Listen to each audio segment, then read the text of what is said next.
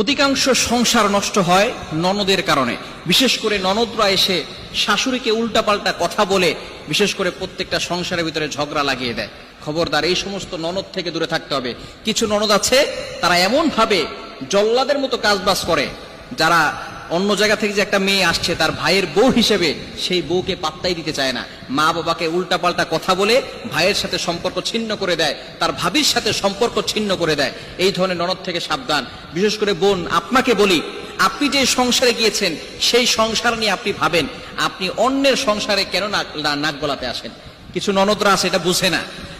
আপনাকে সবসময় খেয়াল রাখতে হবে, বাবা বাড়ির কথা শ্বশুর বাড়িকে বলা যাবে না, আর শ্বশুর বাড়ির কথা বাবার বাসায় বলা যাবে না। বুদ্ধিমতী যে সমস্ত নারীরা আছে তারা বাবার বাড়ির কথা শ্বশুর বাড়ি বলে না, আর শ্বশুর বাড়ির কথা বাবার বাড়ি বলে না। কেননা বাবার বাড়ির কোনো কথা যদি শ্বশুর বাড়িতে বলা হয়, যখন ঝগড়া লাগবে তখন কিন্তু তাদের ননদরা কিন্তু খোঁটা দিয়ে বলবে,